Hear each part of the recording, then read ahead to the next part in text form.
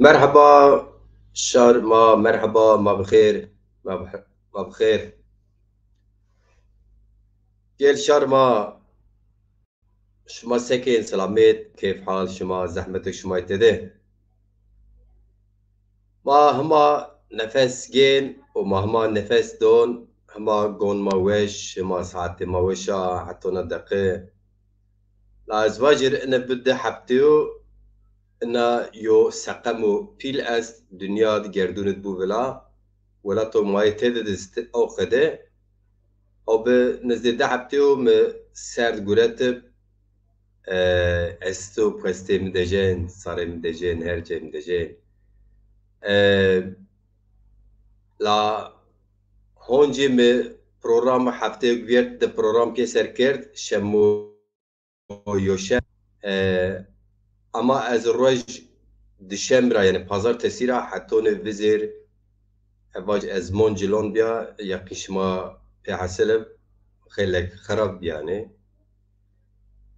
همان نامه خو اما بنرندا شکر اورو ما یو پروگرام گانی اونج برازر وزیر حتی از رنی با وزیر ما پروگرام آسمت نکرد وزیر ونگیرت پینی هفتید اورو ما خیر سر یو پروگرام گانی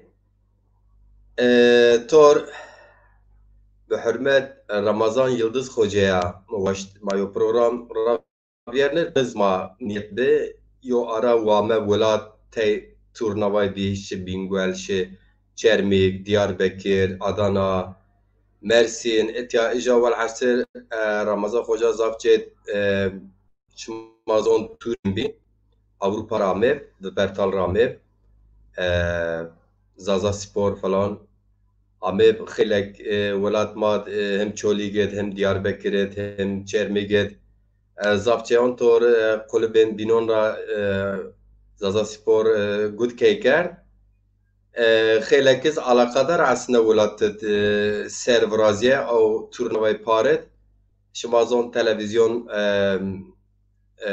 شارین ترکیه تلویزیون پیل پروگرام وراشت رپورتاج کرد خبر نشر کرد پار قسمت نبه امسر رز ما مایو پروگرام بکر هم زاف سریون ما رمضان یلدز خوجه سراسنین زاف یز ایک تاقیب کن سراسنین نزدیرا اما رمضان خوجه و سی هرز مردمو زازا ولاد خورا زون خورا زون دا هذه خورا تراح كان هما جنج وخرط بو سي زاف ما انسان ما ولاد خود دوی خود باجار خود جا وردا شو تبر اوروپا جیان دست بکارو گوی کرد خو ما باش گوری کرو گوری دون خبات اخدی ریاربن اما جینیز هر وقت سمت زون زازاکیا سمت kültür tarih زازاکیا چه دست بیر مادی مانوی چه دست بیر اونجا وازن بیر جا مس حسکر به مناسبتون را ماتور رمضان یلدز خوجه یو بنه مناقشه بگو بنه گلگل بکر یو بنه کار و خبات یه هون زكية خباتي مايا بني توريا قالوا قسا بكر جناب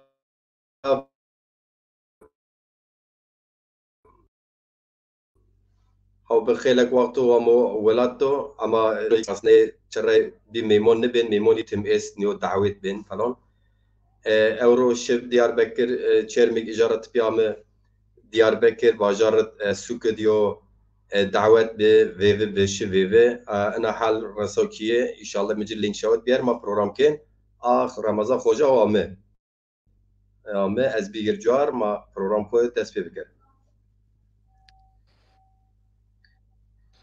رمضان خوجه تخیر آمه خیریم یان به برازی را تخیر آمه ترنگ دا پروگرام گاهان تیوی شاید تو وشب تخیر آمه چی stüdyo tu girdik yani ekran tu tom bekirse edimi hani ekranı tam böyle açsak stüdyo büyütsek hocam. وناس بشاسة زود خمس عدم ري Tabii. Gelen bazı şıma Diyarbakır'a gani bento programa az haskına şıma ambaz şıma komisyer kinse senin bir cevap verir var hani yorumlarınız bu yan tarafa gelmiyor. Ben cepte sizi izleyeceğim. Az cebra şıma servonun siyerken ez bon şıma kom memon es sematona da kımız nedi ne yazıyor? peki eke cebra ez nika ambazon eygama siyerken çimon serame yinra cumali kahraman khairame Ali Haydar Çatakçin mayar pya program kerd alwazo erceye khairamo zaza pesma siyerken khairamo ambaz şıma piyer khairame Ramazan Hoca eni xwartoga cetiya merhaba ceri eni etiya cuar tidi ona telefon watonu çıkeno a ija tam ekran falan est van tam ekrana geçin orada ayarlanırsa zaten tamam tam ekrana git. Tam ekrana git.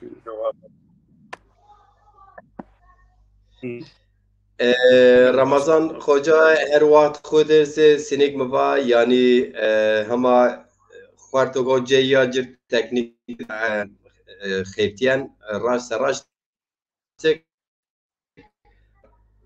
şu welat garibe Avrupa ke ijaz bu welat tino dedin tor qijon xoya ija karo gure mavace gure değişken hani iş veren serigma Türkiye vayse ona hoca ona birrin tamam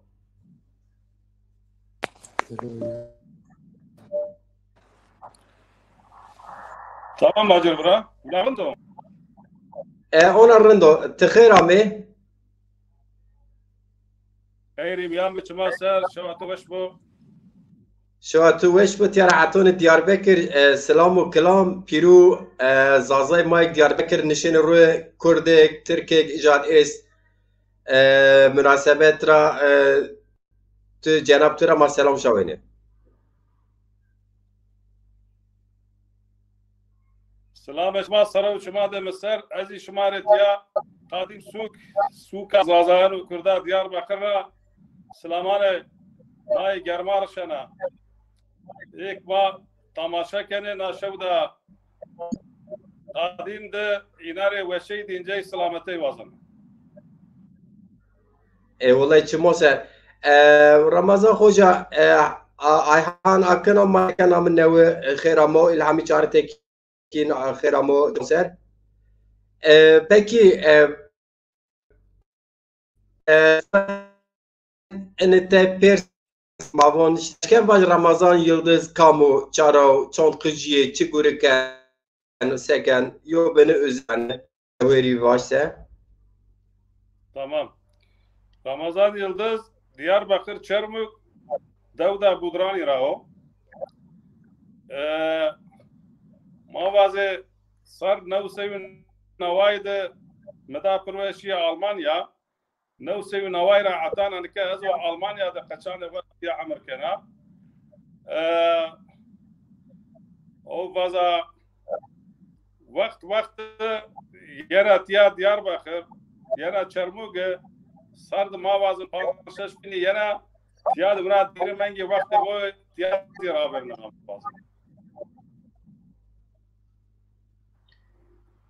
اي والله چمون سر Ramazan Hoca Tiz mesela sırtıkla dekota program mı var yani sezaf zazayon sezaf insanı may velatma hinte sebebon raşu velat garibe ma genç uxart bu ama gwero gibi Ramazan Yıldız Hoca div cenab tizon arona gani programı vrazına temotim siyer kert temotim nuşte kerd ben programı selam da ama esme matoria gani program ken هونج مبا پارش مامه تور به برتال زازا فوتبال گروهیش مامه ما هونج پروگرام کرد و دیگه پروگرام مجال تو چینیه ما نشکه بکر من امسر تنورا خیر آمه چمون سر آمه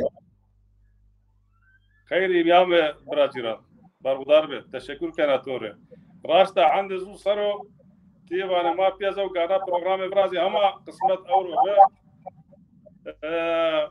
اوروزی مرایده درک کرد راسته جبازار اتا چرموکشی اوزازی زو فوتبال کلوبی هم است چرمی کریمیر فوتبال کلوبی اورو ما وازی کایا جبی ما چجبی اشیا تماشا کرده گنجانا پیاما تای صحبت کرد و مدا پروز همه اقامه پروگرام تو شانی سرزی ما جایر تکلف کردی ما وان دعوت ما وان تکلف ماشي وزا وبعد انه نيم ساعات هذا ما كان متاي حاضر غي كيرك از جريدا يا بروغرام ده تو ما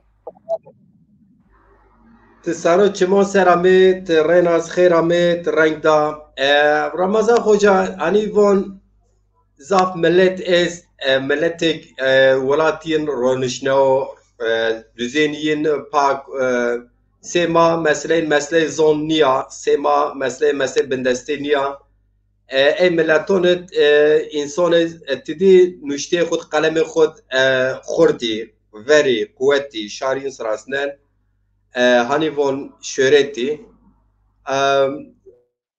o sanayi karo bulin üniversite khud devlet be ekonomik khud be hol aneyişte Almanya مواش هر پرد ورشیا انسان جازی انسراس نه است اما سیما ملتا زازای بندس زون خو نیرنا اتون ایر ماهدون جویش سمدیا انسان سه شما صنعتکار ای دستین قلم گن ای ونگین وش سترون کلامان نوسین شیر نوسینه حکایتون نوسینه انیزی سمی ملتا سیما زازون ملتا بندستان است ایزی قطنزی تم یو گام وردهی جناب رمضان یلدز خوجازی ین را یوتنو یعنی قاسو کو ما چهر پونسی رو جو بینون دور راست رازن سوسیال مدیا راسی انگیزی مانزی رو بین قاسو از تو تاقیب کرد اونیا کارو گریتورات ورجی رمواج اوروپا را سمی زازونا مش مواش چه درنک بین چه کتاب بین چه درگی بین چه خبات بیاسه هم تبر ولاتا هم ولات مات اتیا تامیشی چه تو دست رامو تو کرد مثلا اوروم سمه این پروگراما نشر بیشو کرد ولا یودیود استانبول مش زازون استو سمه زون خویا شماز هیتده işte mava televizyon خیلی کمی طور شما رپورتاج کن قالو قصه شما است حتی او ویدیو میر کرد ولا انبازو خبر شما دون ترتششید او خو لاسر واره دحب رومانی زازاکی است مردم منو زونج yani او خو او خبر شما وکن من نشر کردم yani اینه مسئله دوی بودرون قاسو زازه مای ولاد پرور شهر خراسان را اسکن زون دوی ابوبکر پاموخچیا از غلط نیبسه yani hikaye tüyo şöyle سازه حس کرده زالما ولاد خو ona bendeste zolma seni çara dest peker seni bir sebepçi sebep varazya ki te karo gure xud Avrupa hem karo gure xud mecul hem zolma ser mecul yani seni dest peker şeşken sevajır ماجر برا راست از وازه سا کچکیند وقت مکتبی راو که ونی مراقبه بله زازاکی سرو به اسیا مکتب سفتی سا دم زو پرسی مورا پس کرده مباته دنیا ده زوان وندن نوشتن استا چه زوان ده زازاکی وندن نوشتن چنیا متم نو پس ونی غورا پس کرده هما پرسوک من چشمه ده ورا پرس کرده زی زکاز ونیای من بکشته هتی زازکیه ایشک نیشای ببینه یعنی چیه موازم ای وقتانوک مدا پرو استای بیا پیل بیا مدا پرو اشیا عسکری سه از عسکری yazıcı bir mavazı, nuştok bir yani mavazı az ofis mende وزام تای کتابی گروتی تفدای زو کتاب موزادی نامه ایده کتابی iki Türk boyu Zazalar ve Kürtler. No kitap muza versa az dünyaya ki Kurdu Zazayana grotu kerde kole ede boye ede oğza. Yani o kitabı çiğde ona nuşyay. Tabi men o kitap ameleyne kitabı ne ker muvana nuşten tiya raştniya ma neşem boye ede tirkabe çünkü zvanı ma pepera bol duruyor ma bazım. Zaf duruyor yani. Eğer ma merdime pebese gerek ma homa aynı zvanı bişim kısay bikem. Yazı mesela ma diyalekte ede Türkiye bir şey kısay bikem. Fark bol girdi kandene mi ameley ne ker. Az navsevi navayda Allah kısmet ker meda projeya Almanya sa muzade di ki tabi az hala vaktanuk neş yazı aşnavut be İsveç Stockholm'da devlet ma Ebu Bekir Pamukçi dest pey kerdo bi zvan demaya zev peserok vetur navey peseroki ayra onu peserok de oyo vendelu yani nuşten oyo bi zazakiya keno bu kültüre zvan u tarihi ede zazaya ano slasnayan hem dünyada hem de velat emad mavazım. Sar nefsevi navayda eşya Almanya sa uzade ma zav kültürel grup bi mesela mavazım buna tas pances derey merdimi bi suka ke es teybiya vetzlerde ma uzazu komele aker. Nameyna komel cemaat-i kültürü zaza yani tarih zazay ilk STK bu Almanya ve tizlerdir onun sar nevsevi navaydı yani bir Türkiye'de mavazın zaza kültür cemaati mavuzat haftada zu rozda mavazı belediyede de ve tizlerle müsaade grotbe وزازو بنای ماره تاسیس کردی ما وزاده بکشتا ات زوانیا بکشتا کلتوریا ما وزا کار کرده ما وزا گرویای وزا yani no çi uzara ama ma vazım az vaktan sar no sevi navaydı şia Almanya sa bele ya وزا komel ama bele hoca yani te askeri o kitabı واتون تشي أسكري أو كتابه تمام دي أو كتاب نشته أي كومب يا أو كتاب نشته وقده نشته أي كتابي فنا ما وازم زو زازاب از نابيج قاينيات يا أشكرا كرا أما إيه مردمي بله بعد هني كتاب يا ما وازم أو 12 Eylül ما وازم إيه نشته يا أدو نشتنه mavazı ey بعد جویا özelleştiriye hoda yani bana kitap no babata mınada nuşten baskı birinci tabi kayıl bir bekir ama no nuştuğu ma razı ne be o mesela uzad med mavazı nuştana ko kitap raştay ne bi no bğozi vaqtana kwen mecri ameli ne kar baştan fazla yani çeşken vajo seher zazay tıkıcı kurat zon dadi khod hasken sercüyen timtim akıl tut sinemaşi mektep ava en zorma kay perwerdini beno kay tedrini beno kay mahallin zorma çino ama vatan tişi Avrupa nimerde Ebu Bekir Pamukçu Aryan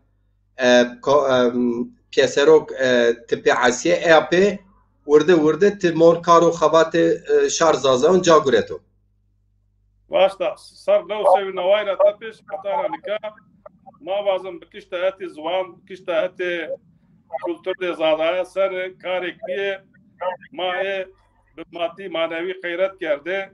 Bol karizi ma o erde vrashtan. Mesela o video yoktu euro bar kerdi sosyal medya Facebook'ta. O ma ne hazaru ma bazı da hazaru da suzude ma İstanbul vrashtı.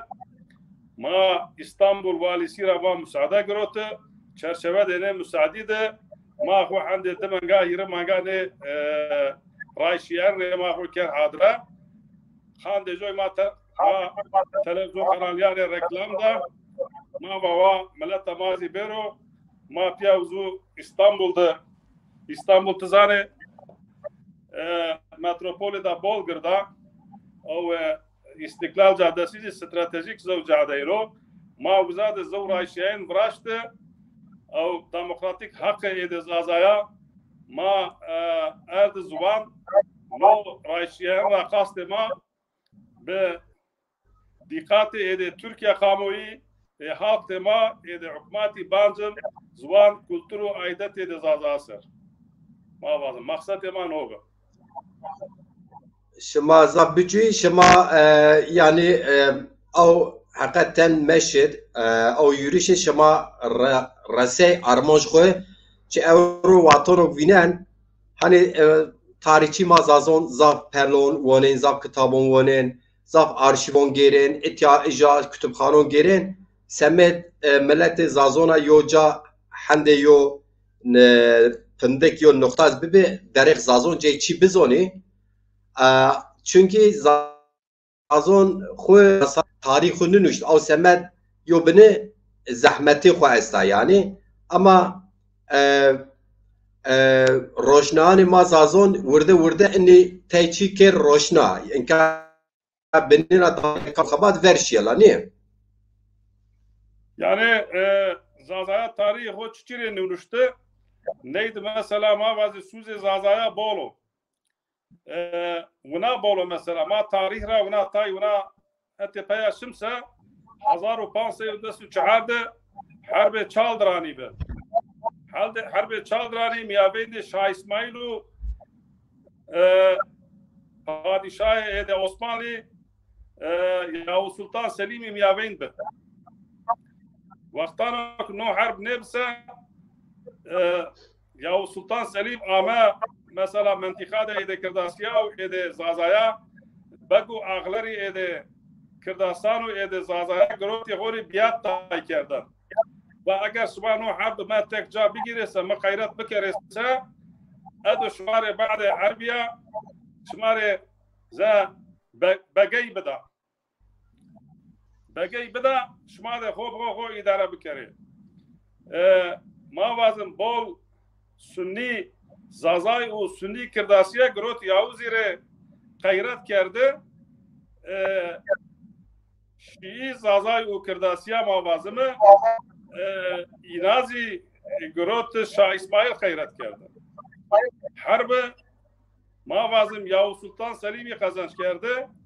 Ba'de harbiye bıraştayser Yavuz Sultan Selim kısa da o tepişt Kurdare beglğay day Zazay rezi yiri tari beglğay day Nina razu gel beyliği abi palo beyliği ede hirinci beyler beyi Çermik beyliği girotti ama nerede berarane ma Kırdasiya no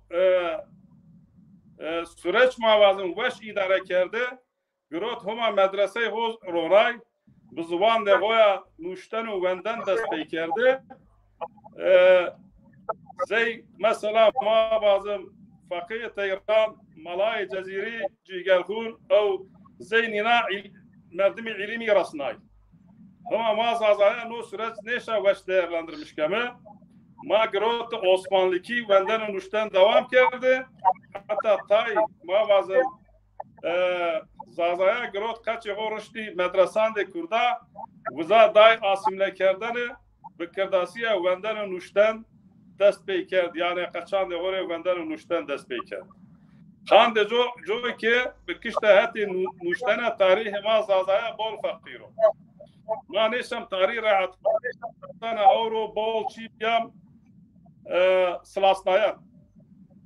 Çiçişem biyam neyi mesela mavazım Osman Efendi babi nevse ve dest zev zazakiya zev mevlidi groto nuşto mavazım Mala Ahmed Khasi groto zazakiya zev mevlidi nuşto بعد جویا ما وازم 1984 محمد الانصار ای گروت زو بزازاکیا رار و راست معلومات دنیای زو نوشتن اردا قلم نا نوشتن اجه بلال زیلان خوجای گروتو لاتینکیا نوشتو يعني حرف عربكي çarnay لاتینکی بعد جویا دي مثلا ما وازم نجمتين Büyükkaya Nevse ve Avtay'da Şam'da Zazakiya Groto kare erdo kalam no karece tezaycı İslamikana Şervan Büyükkaya olsa gerek kalem'inden sayfalar adlı kitap de Groto erdo nuşten yani güzel o nuşten acı yani mavazım no Zazaki سر خبات کار گروه تنیا 1985 ابو بکر پاموچی دست پی نکردو ورد جویزی علا خدر ایدی انسانان ما گروتو آنتو ماوازم yani kökten ama bıkıştahati nuşten u bendena bıkıştahati tarihiya kebi kökten ama ta nasibyan o vakti edi ya Sultan Selim yani mavri bazım. Eğer ma vakta medrese korona ise, vendagane bu akıda ise, zuban de goya venden ünüşten dest beykerde ise, o brastaysar bekiştahati zuvanya, bekiştahati edebiyat ya, müzik ya, mazi zey braran de goya kurdana daha raveyt bir mağaz. Böyle. خوجا تیوفر او بشم از بون میمان من نوی کمامه از مرحبا بکر باکی آیدین امو ماسیر کن باکی آیدین سلام خوشان ما امو اسماعیل بایتمی شاعر ما او خوزی او به خیلی وقتو یو کتاب اسفجان ابونقه از غلط نیبسه اشکم بنویسم آنو کیرسه شش pel ziyade ranı çarna zolma okudu xabatarın esta hikayenuşti xeyramo deza Ahmet Hüner Zazaki sanatkar ma Şarpali xeyramo çimonseramo Ali Mahmud oğlu masiyerken xeyramo çimonser Halil Özçelik ti Antalya'da masiyerken xeyramo Sonra Zaza Mahmud Pamukçu masiyerken xeyramo, Reber Şıma masiyerken o xeyramo, Honç Nuştixon Mara, Tekin Yıldırım Hoca masiyerken o şoşma ve xeyramo, Sabri Pamukçu masiyerken o xeyramo, Murat Özçelik masiyerken o xeyramo, Adem Bulanık Almanya'da masiyerken o xeyramo, Çimonser, Selamu Kilamin esti. Hoca ki tabii ki yani te arserzon esefte enivajir te bimbarek kena te zon dadi xo zon ma zazon zafweş kıseken rın kalken enis tam gwere zaremino çünkü te gwerok te takip ken te zon estem hasken programon zazaki verazet çünkü ek ma zon ma halyen zon ma teşenu ma gerek benus o kısa bir kalbikir o semet zafweş zazaki kısa Tizi bergudar ve yani sego Cenab-ı Türk'e böyle pers kez cevap beda mavuni vazım böyle muafık ken hoca ne ambazek may tamaşa ke ina bir Diyarbakır'a selamane koy germacı rahşana dire ve şey diyecek selamete vazara bergudari be Eyvallah selamtı çemon Mısır ez tipya venkuşiyiniz zafırın selamim kiruniz ez maalesef çeneşkent ya ekran biyartya ancak YouTube rasiyer bikir çeneşkent çiyoni bigiri mesela YouTube mesela sonra bel yani provon izvon tizhala bin ardı serzon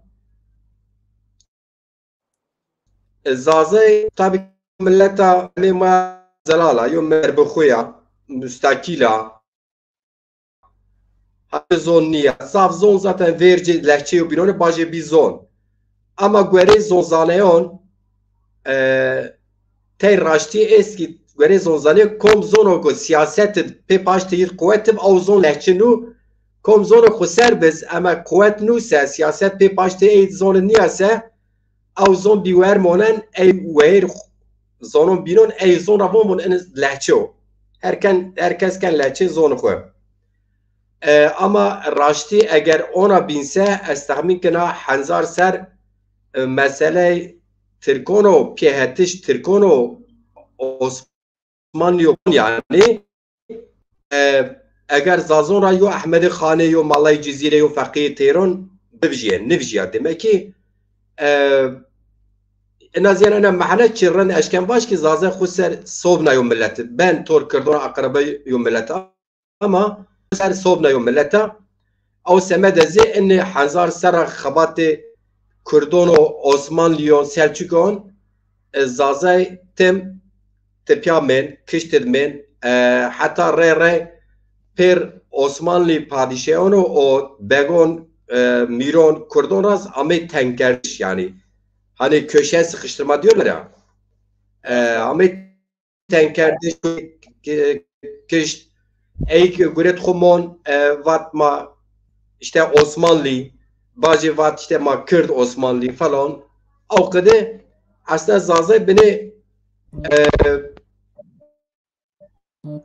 Kürt Osmanlı sistemi raddi zaten ev imkan ne diye yani o semet tarih nünüş او سمت شاعر پیل وقت عثمانلی زازورا نفجیه فیلسوف سه احمد خانه نفجیه سه فقید تهران öyle ünlü bir yani yuvengi esvon faqih Tehran yani zon Tehran razifom kanu ahan faqiyo yani khort yon nuştogo zazera nefje zazay ene da çora serro hey khabatken ever Ahmed خاصی شمازون مالا عثمان بابیش اول حسر اما tabii ki belki Osmanlı Kurdon ray tay begon Kurdon te nizdi beişi Osmanlı'yon ra vat niye itiraz kerdu dedi von serhildon kerdu yani aslında hani ulusal bir başarı değil de hani o beyin o zamanki çıkarına göre itiraz etmiş. Ene itiraz kardeşim Osmanlı Şiser, vatanı Şiser komcog caca vatanı Kürt hani ame plakneyiş yani ezilme falan diyorlar ya. Burada ister istemez komşu zazaları yani ciron koy zazay re zarar ni guridi ene semet re paş de ni Kurdon o burada tek zazon ko kirdi hatta olmada te insan ma reberiz hareket kırdon kerda se zaza reberiz kerda yani ama to Ebu Bekir Pamukçu'ya na khabatin bediliye beni kerder yani vaton yıldız ra pej Hazar nose heşte dedi heşte ile Ebu Bekir Pamukçu vatana İsveç dest pekert Ariya Keserok yani dergi ve vazaza yo milleta serbxoya zonin müstakil vurdu ambazı şey seçma bir hasiye yani avçak insanı vatin zazay khuseri zonin khuseru avana ka hamde eni deshab giştolma ancak bir ne Başta Brazilan اگر تخیل سما بچارne ترکی belki انبازك ما تماشا کنه زازکی فهم نه کنه یازی تاین فهم کنه رم فهم بکره diye اگر قایل سما بچارne ترکی به ترکی اخسی بکه ama ne vazar ise başlam zazakiye devam kan. Hoca inisiyatif sizindir. Şunu söyleyeyim. bizi izleyen hepsi de Zaza severlerdir. Zazaca'yı seviyorlar, izliyorlar. Evet. Çok da hatta bazen Şunu hiç söyleyelim. böyle kaliteli bir program yok başka yerde var. Evet. Yani Sağ olun. 1985 tarihini biz çok önemsiyoruz. 1985 tarihi eski bir dönemin kapanıp yeni bir dönemin başlangıcı demektir. Biz o döneme Zaza Rönesansı diyoruz. Bu da Ebu Bekir Pamukçu önderliğinde gerçekleşmiştir. Yani diyelim o günden bugüne vermiş olduğumuz mücadele sayesinde Zazalarımız, yani Zaza halkı kendini tanımlamaya gitmişlerdir. Aslında Zazaların en büyük sorun ve problemlerinden biri kendini tanımlamamaları. Yani diyelim halkımızın %40'ı hala kendini Kürt olarak görüyor. Geri kalan %60'ının %30'u da onlar da böyle ikilem içerisindedir. Acaba biz Kürt müyüz, Zaza mıyız? Yoksa Türk müyüz? Böyle bir arayış içerisindedirler. Geri kalan %30 da bunlar da diyelim kendi işlerinde tefrikaya düşmüşlerdir. Yani birbirleriyle anlaşamıyorlar. Zaza kavramı üzerinde anlaşamıyorlar. Kimi kesim kendini Kırmanç olarak kamuoyuna takdim ediyor. Kimi kesim kendini Kürt olarak, kimi kesim kendini Dimli olarak, kimisi de kendini Zaza olarak kamuoyuna takdim ediyorlar. Yani bu %30 kesim içerisinde de ciddi bir sorun ve problem vardır.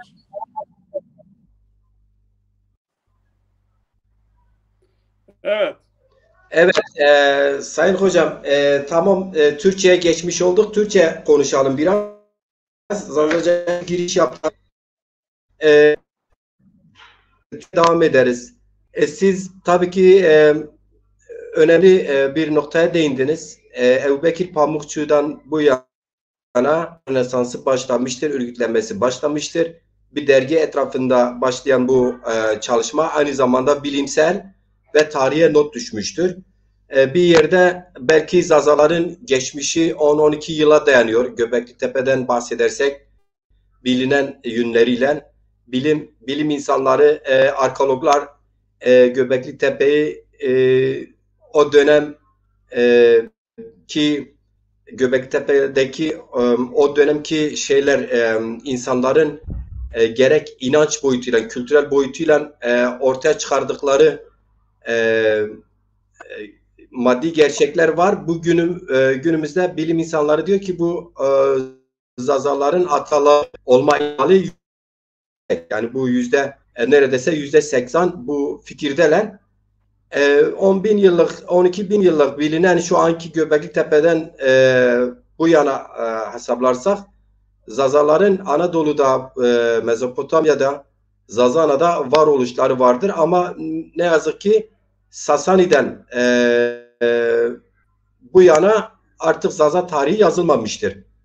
Sasani tarihi de pek bilinmediği için büyük bir imparator olmasına rağmen resmi dili Avesta dili Zazaca olmasına rağmen o alt üst oluşlarda işte dini hegemonya, diğer imparatorların kuruluşu falan o da tıpkı şey gibi Sümerler kocaman bir tarihleri var biliyorsunuz. Medeniyetleri, yerleşmeyi hatta tarımı, mimariyi Sümerlerden başlamış diyebiliriz ama bugün Sümerlerden bahsedilmez yani. Arkeolojik bazı kazılar olmasa Sümerlerin tarihi de yok. Zazalar da biraz böyle oldu. Hocam bunlar hepsi ayrı derin konular ama yani özet yaparsak siz 1985'ten bu yana Zaza yurtseverliğin gelişimini nasıl görüyorsunuz? Yani o günden bugüne kadar bir özetlersen umut büyüdü mü? Umudunuz büyük mü? Ne düşün, nasıl değerlendiriyorsunuz? Ben bu sorunun cevabına geçmeden önce sizin bahsettiğiniz bu Göbekli Tepe meselesine de Sümerlere de onları takip eden Hititlere de Hunilere de değinmek istiyorum. Kısaca evet. Şu an aktüel olan bir teori Zazaların Afrika'dan gelip 3K denilen Anadolu'da 3K dediğimiz Konya, Karaman, Kayseri üçgenine yerleşip orada tabii ki bu buzul çağına denk geliyor bu tarih. Soğuktan korunmak için yeraltı şehirleri inşa ederek ana tanrıca himayesinde Homo sapien kültü altında komünal bir yaşam sürdüğünü bilim adamlarımız ileri sürüyor. Kanıt olarak da Time Yayıncılığın yazmış olduğu Kavimler Göçü Atlası'na dayandırıyorlar. Bu buzul çağı sona erdiğinde, ovalar yeşerdiğinde orada Zazaların bir kolu gelip milattan önce 9600'lü yıllarında Göbekli Tepe'yi inşa ederek orada da Ma kültü altında yaşadıklarını söylüyorlar. Daha doğrusu söyledikleri zaman da bunu kanıtlarıyla söylüyorlar, dile getiriyorlar, yazıyorlar, kanıt da gösteriyorlar. Evet. Ma kültü altında barışçıl bir hayat süren Zazalar Sümerlilere kadar, yani Sümerliler çivi yazısını buluyor, Neolitik dönemi sonlandırıp yeni uygar medeni bir çağın başlamasına vesile oluyorlar. Şimdi Sümerliler de biz bilim adamlarımıza sorduğumuzda Sümerlilerde de Zaza izlerine rastlayabiliyoruz. Ve hatta Sümerlilerin yazmış olduğu o tabletlerde, o kil tabletlerde, çivi yazılı tabletlerde o tabletlerin %65'inin de Zazaşa'yla benzerlik taşıdığını bilim adamlarımız söylüyor. Ve Sümerlilerin dini ritüellerini uyguladığı İnni Zaza diye isimlendirilen bir tapınaktan da bahsediliyor. Ondan sonraya gelirsek geçen yaz Diyarbakır'dayken araştırmacı yazar saygıdeğer büyüğümüz Hüseyin Duman'la bir iki saatte olsa görüşme imkanımız oldu. Ben Hüseyin Duman, biliyorsunuz, Sümerlerden günümüze Zazalar adlı Zazaların tarihine binlerce yıl ışık tutacak bir kitap yazmıştır. Ve ben bir soru yönelttim kendisine. Hocam, bu Diyarbakır surlarını kim yapmıştır dediğimde Zazalar yapmıştır. Nasıl hocam? Huriler yapmıştır. Huriler de Zazadır demiştir bana.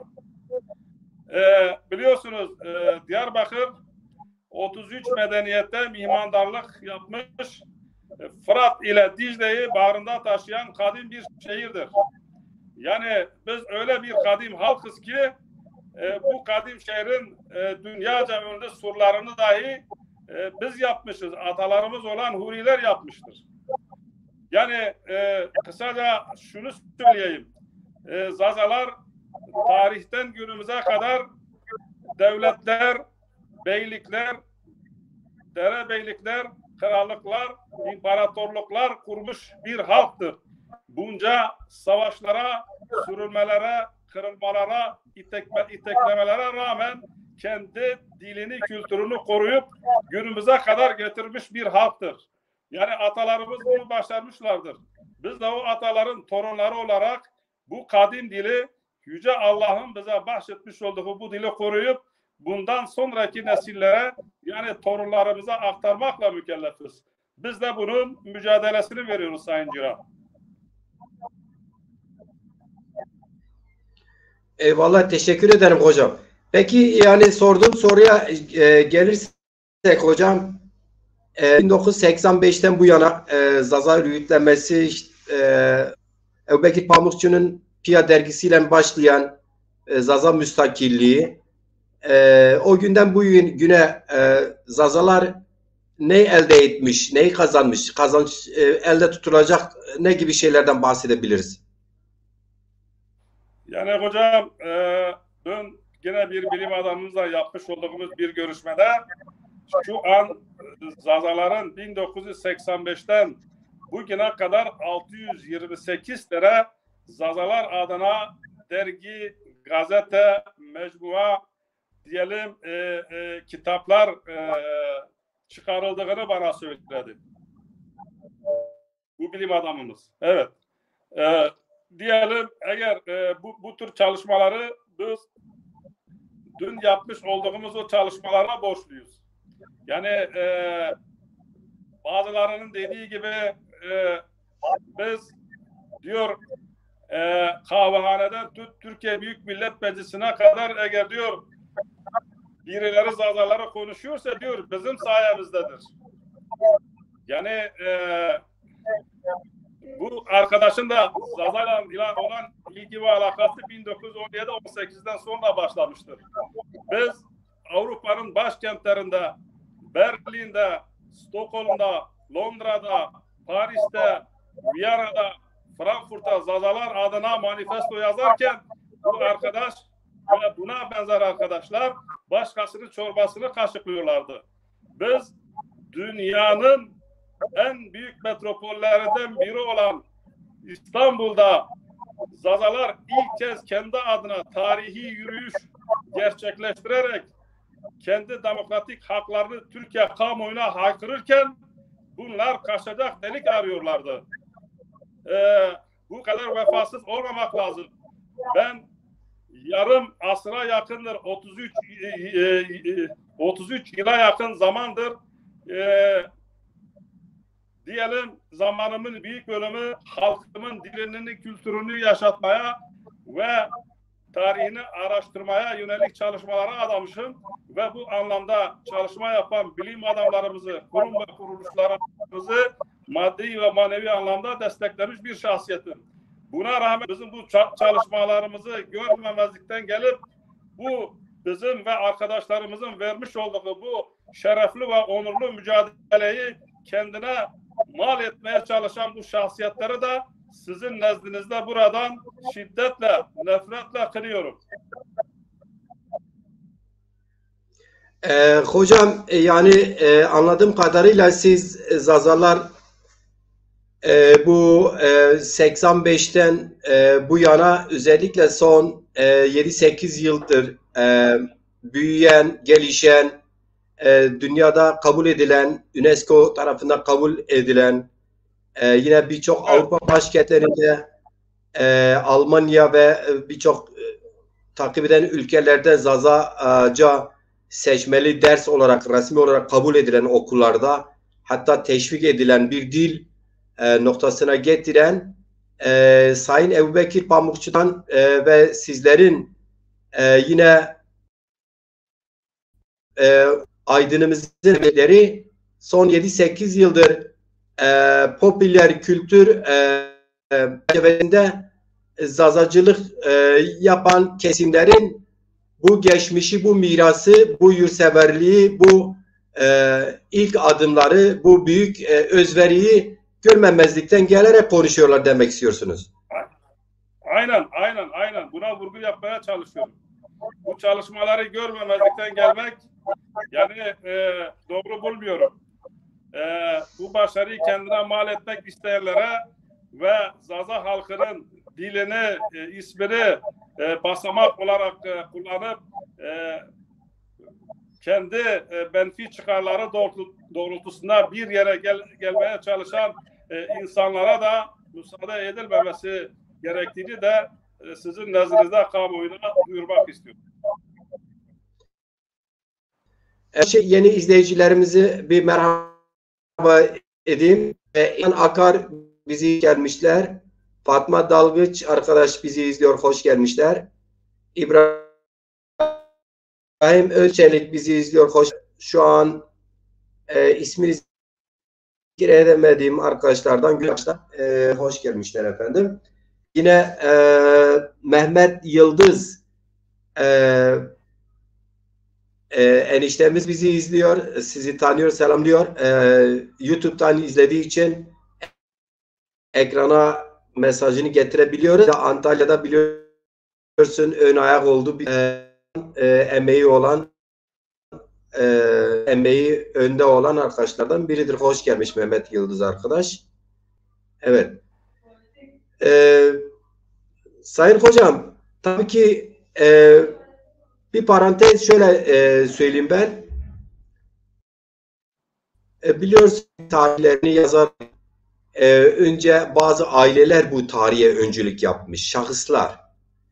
Biliyorsunuz geçmişte bütün devletler neredeyse ismini şahıstan alır. Yani Selçuk İmparatorluğu Selçuk'tan ismini alır. Osman İmparatorluğu Osman isminden alır falan vesaire. Ama bu tarihleri bir okuduğumuz zaman hatta son yıllarda dizi falan artık görsel olarak da izleme şansımız var. Bütün milletler geçmişte özgürlük mücadelesini yani bir yere yurt edinme mücadelesini, yayla kurma mücadelesini verirken, aşiretini toparlama mücadelesini verirken, diğer kesimlere karşı mücadele ederken çoğu zaman kendi içlerinde birbirlerine çelişkiye düşen, birbirlerine ters düşen, birbirlerine de mücadele etmişler. Aslında ben biraz son 90'lardan bu yana özellikle son 2000 yılda Türkiye'de birkaç koldan zazacılık yapan kesimi kastediyorum.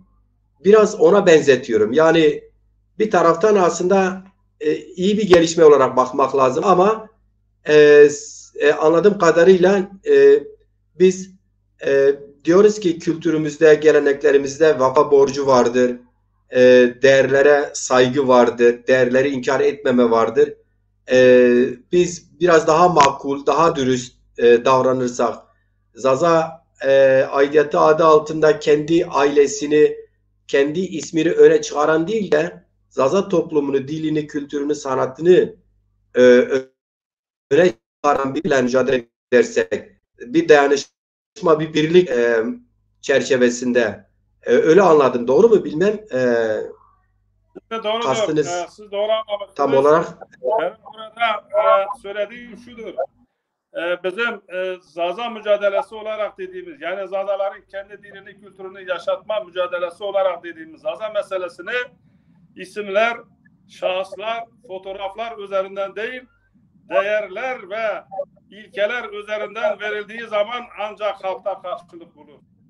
Ama maalesef bazı Zaza STK'ları ve buna başkanlık yapan şahsiyetler bu tür mücadele biçimini benimsemesi gerekirken bunun dışında hareket ederek kendi şahsını, kendi ismini ön plana çıkarma adına Zaza halkının ismini kullanarak bir yerlere gelmeye çalışıyorlar.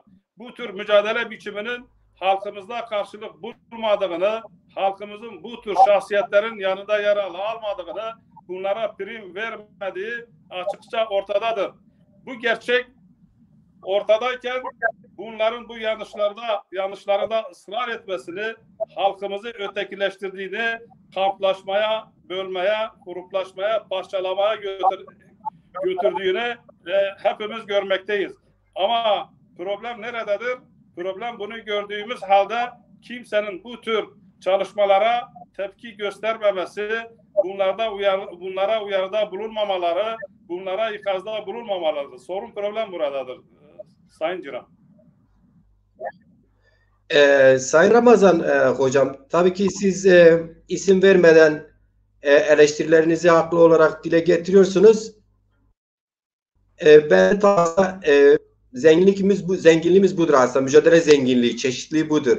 Keşke Zazaların işte siyasi partisinden tutalım, işte Zazalar adına federasyon, dernek, sivil kurum kuruluşlar biraz daha birbirlerine gizli değil de açıktan böyle açık yüreklilikle hakaret etmeden eksiklerini varsa söyleyebilselerdi, eleştirilerini açık söyle yapabilselerdi belki Zazalar adına önemli bir mevzi de kazanmış olurdu. Çünkü Zaza toplumu kendi içinde çok fazla demokrat değil.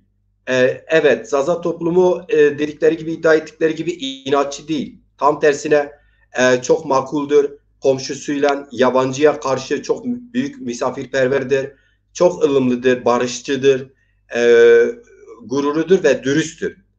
Ama birbirine karşı bu benim köyüm, bu benim aşiretim, sen bizden değilsin, senin şehrin başka, sen bilmem Elazığlısın, ben Diyarbakırlıyım daha iyi, yok sen Dersimlisin, bilmem ben Bingöllüyüm daha iyi Zazayım. Böyle gibi Zazalar kendi aralarında birbirlerine karşı çok hoşgörülü değil. Bunu bu biraz da son yıllardaki çalışmalarda yansıyor. İşte adını dernekler federasyonu dersek, televizyon ki şükür mesela bugün bir Zazalar eksik yanları da olsa bir TV de var. Önemli bir gelişme. Mutlaka halkımızı bu noktada kutlamak lazım. Bütün yardım eden, ön ayak olan, maddi manevi destek veren herkes kutlamak lazım. Her şeye rağmen önemli bir mevzi kazanılmıştır. Şimdi bu sanırım bizim birbirimizle birlikte oturup konuşmamamız, hatta açıktan birbirimizi eleştirmememiz de biraz Zaza hareketine zarar veriyor gibime geliyor. Doğru mu? Bilmem. Aynen. Biz gerçekleri birbirimizin yüzüne söyleme cesaretini ve yürekliliğini göstermediğimiz müddetçe, yanlışlarımızı birbirimizin yüzüne söylemediğimiz müddetçe, eleştiri yapmadığımız müddetçe bir araya gelmemiz, bir mesafe kat etmemiz mümkün değildir. Muhalefet, eleştiri demokrasinin gereğidir. Biz bunu öyle görmeliyiz. Muhalefetin, eleştirinin, itirazın olmadığı bir kurum, kuruluş, parti, fraksiyon, örgüt, harekette demokrasinin olması da mümkün değildir Sayın Ciran. Evet, Sayın Hocam, tabii ki sizinle onlarca program yapmak lazım ki sizin geçmişten bu yana Zaza diline ve kültürüne katkılarınızı belki daha rahat teker teker anlatabilme şansınız olurdu ama siz çok genel özet olarak programda çalışıyorsunuz. Şöyle biz güncele dönersek biliyorsunuz işte siz yüzde verdiniz. İşte Zazaların %40'ı kendini Kürt görüyor. Beni mazur görün. Zazaların %40'ı kendini Kürt görselerdi Kürdistan kurarlardı. Yani belki yarlı kendine Zaza'yım Kürt'üm diyenlerin içinde o öyle bir yüzde kastetiniz. Yani genel olarak 6 milyon Zaza'yı kastetmediniz sanırım. Bir de Zazaların %60'ı da kendini Zaza görür ama bunun yanında işte Kırmanç, Dimili, Kürt, Kırtki falan görenler var diyorsunuz. Bunun böyle olmasının nedeni ne? Şimdi bunun böyle olmasının çok nedenleri vardır. Diyelim ben geçenlerde birkaç ay önce bir paylaşım yaptım. Bu paylaşımı, bu senin sorunu böyle kısa ve net özetledim. Şöyle yazdım. Zazalar kültürel, siyasi ve ekonomik anlamda güçlenmedikçe, birlik ve beraberliğini sağlamadıkça ayaklarına takılan prangadan, kolundaki kelepçeden, diline takılan kilitten kurtulamazlar diye bir açıklama yapmıştım. Bu sizin bana bu sorunun cevabı şu benim dediklerimden mevcuttur. Biz birlik ve beraberliğimizi sağlayacağız. Kültürel, siyasi ve ekonomik anlamda güçleneceğiz. Aramızdaki sorun ve problemi çözeceğiz. Bunlardan en önemlisi de ve kimsenin de böyle hiç değinmedi veyahut dile getirme cesareti göstermediği çok önemli sorun ve problemlerinden biri de Sayın Ciran, Zazalar arasındaki Alevicilik ve Sünnicilik olgusudur. Yani hani diyorlar din hassas bir mesele, bir olay, buna değinmeyin. Aslında değinmek gerekir. Biz bunu çözmediğimiz müddetçe biz bu Zazalar arasındaki Alevicilik ve Sünnicilik olgusunu güçlü irademizle kırıp yerle bir etmediğimiz müddetçe Zazaların birlik ve beraberliğinin sağlanmasını da ben mümkün görmüyorum. Evet. Sayın hocam, evet önemli bir noktaya değindiniz ama özellikle son 40 yıldır hem Zazaların verdiği mücadele hem bölgede Demokratik Kürt mücadelesinin de bence buna büyük katkısı olmuştur. Eskisi gibi Osmanlı dönemindeki Kürt-Osmanlı ilişkisindeki gibi Zazaları, mezhepleri bölüp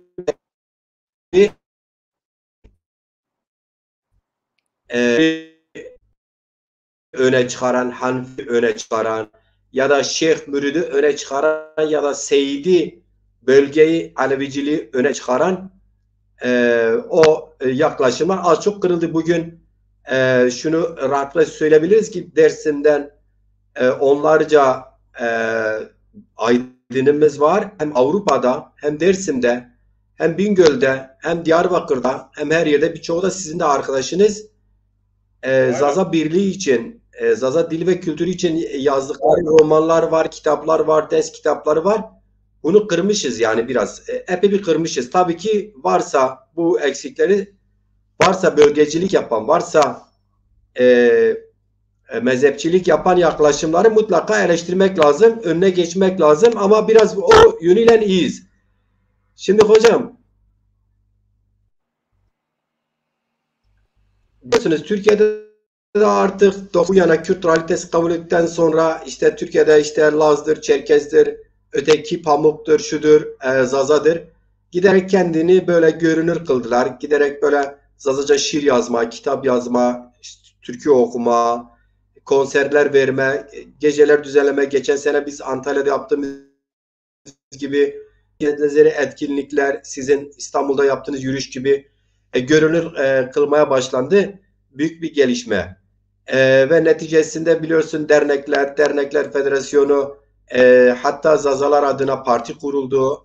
Parti kendi faaliyetini kendi çaplı imkanları çerçevesinde yürütmeye devam ediyor. Derneklerimiz Online üzerinde, Zaza dili ve kültürü üzerinde büyük çalışmalar vardır. Sosyal medya imkanları kullanarak Zaza dili ve edebiyatını geliştiriyor. Bir de bu ayın 20'sine kadar seçmeli ders var. Ne yazık ki her millet kendi dilini zaten doğuştan bir hak olarak kendine ait sahip çıkması gereken, doğal olarak çıkması gereken dili Zazalar bu ülkede vatandaşı ve olduğu vergisini ödediği, askerlik polisliğini yaptığı, her konuda imkanlar sağladı, büyük imkanlar, kültürel ve maddi imkanlar sağladığı bu devlette biz kendi ana dilimizi seçmeli ders olarak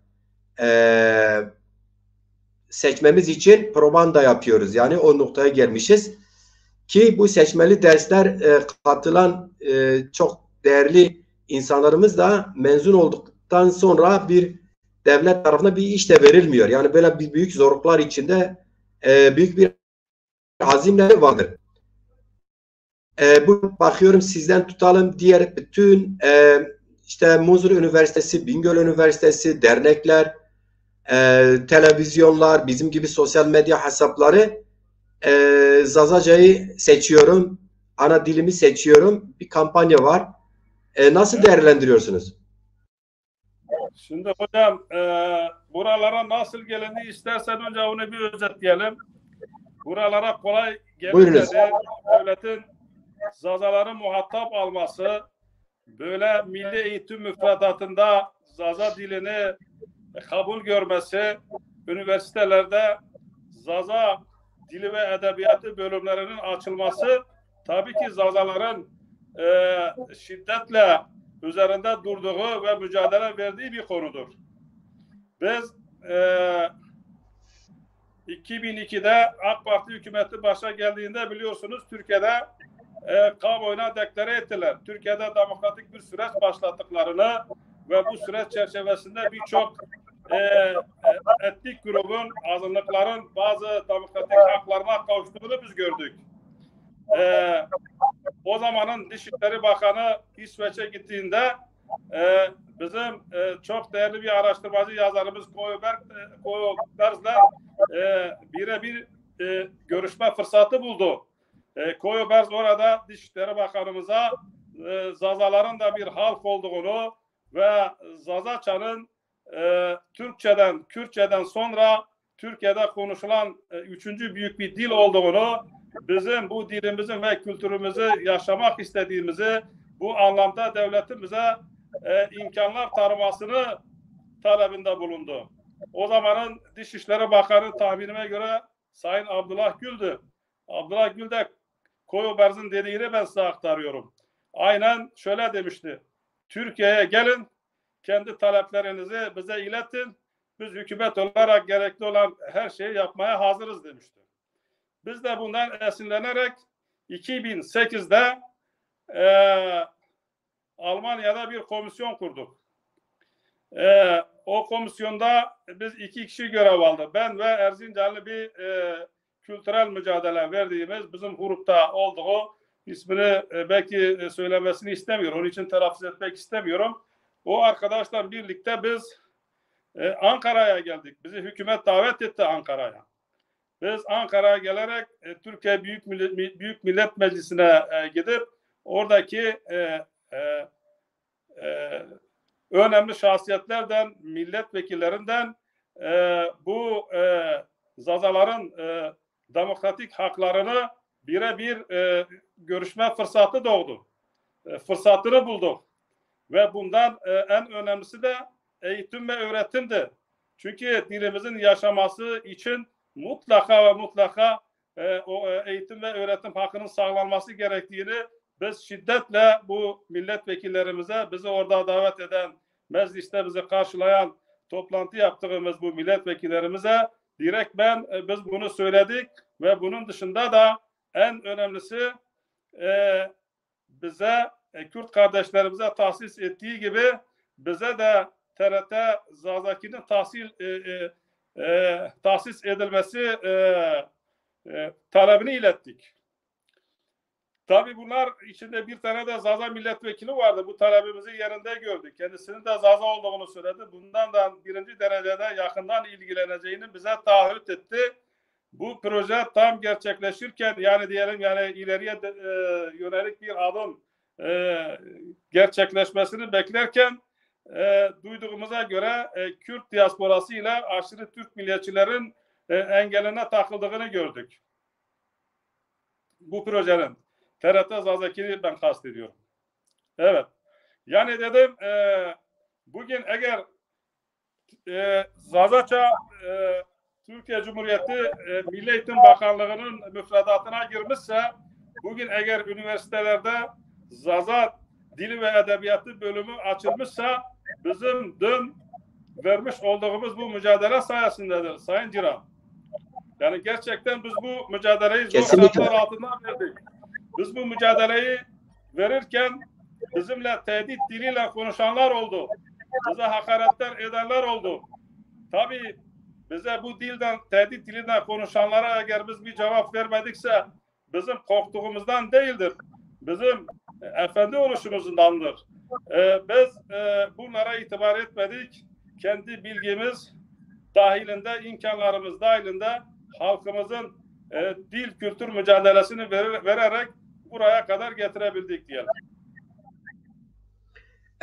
Sayın Hocam teşekkür ederim. Tabii ki burada değerlendirmeler var. Sayın Sabri Pamukçu diyor ki Zaza halkı kesinlikle kendi kimliğini bilincinde, kimlik bunalımını yaşamıyorlar. Politize olmuş Zazalar yoksa halk olarak kimliğimize netiz. Problem bu mücadeleyi veren arkadaşların kendi aralarında. Ondan sonra Fatma Dalgıç diyor ki farklı inançlar başka toplumlarda da var olan bir durum. Sayın Ramazan Yıldız Zazalar inanç sorununda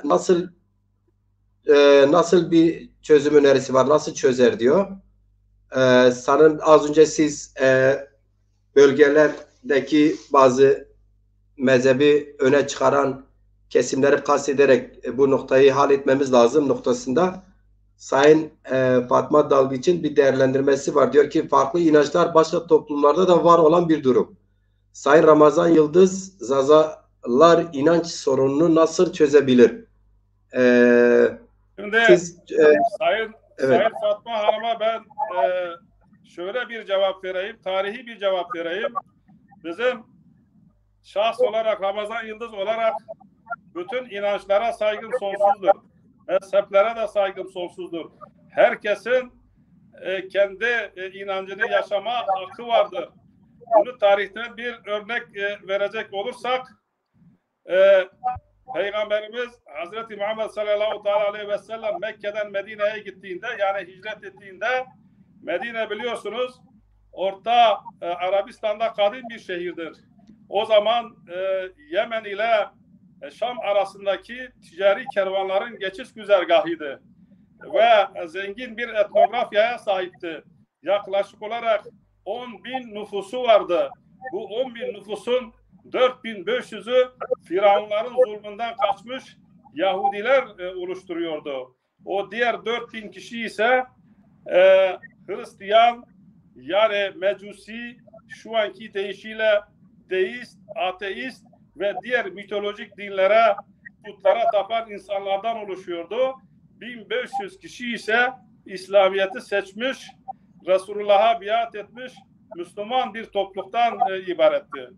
Tabi Resulullah Medine'ye geldiğinde Medine'nin aristokrat kesimi, zenginleri, yani aga ve beyleri kendisini şatolarında, villalarında, saraylarında ağırlamak istemiş.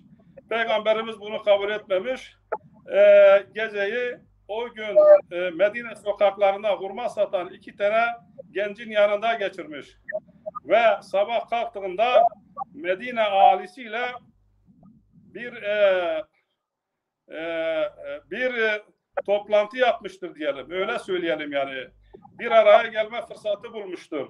Ve Resulullah orada bu ahaliyle bazı bilim adamlarına göre 48, bazılarına göre de 52 tane maddeden oluşan Medine Sözleşmesi'ni imzalamıştır.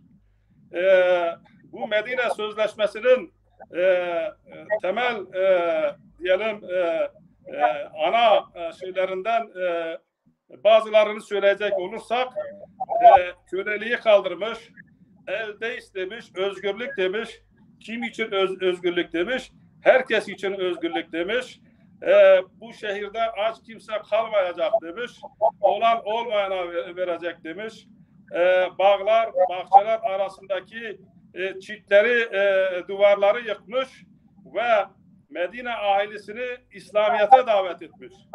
Fakat gelmeyenlere de Kafirun suresinin son ayetinde olduğu gibi lekum dinikum veliyedin, sizin dininiz size, benim dinim bana demiş, bizim dinimiz bize demiş. Sizin demiş dininiz, mabetleriniz, inancınız, namusunuz, mülkleriniz hepsi bizim teminatımız altındadır demiş ve Medine ahalisiyle barış ortamında bir hayat sürmüştür. Bu Medine Sözleşmesi dediğimiz bu sözleşmeyi bugün Büyük Birleşmiş Milletler'e bağlı 160'tan fazla ülke tutup kendi anayasasının temel omurgasını oluşturmuşlar Sayın Ciral. Ülkelerini Medine Sözleşmesi'ne göre yönetiyorlar. Biz de bu ümmetin evlatları olarak tabii ki Zaza halkı olarak halkımız arasındaki mezhepleri de mezhep farklılığını da göz önünde bulundurmak mecburiyetindeyiz. Bizim bir gelinimiz kendisi Alevidir. 3 tane de çocuğu vardır ve dünyanın en mutlu ailelerinden biridir. Ben burada Alevi-Sünni ayrımına gitmek istemedim. Böyle bir olgudan dolayı bazı Zaza kardeşlerimizin bizden uzak durduğunu, ayrı bir çalışma içerisinde olduklarını gördüğüm için ve bunu da bir sorun problem olarak gördüğüm için ve bundan önce de biz sorun ve problemlerimizi birbirimizin yüzüne söyleme cesaretini göstermediğimiz müddetçe bir nitelik sağlamayız. Anlaşılan hareket ederek ben bunu gündeme getirdim. Ben bunu bir sorun problem olarak görmüyorum. Bu bir olgudur. Bu olguyu biz güçlü irademizle kırıp yerle bir etmeliyiz.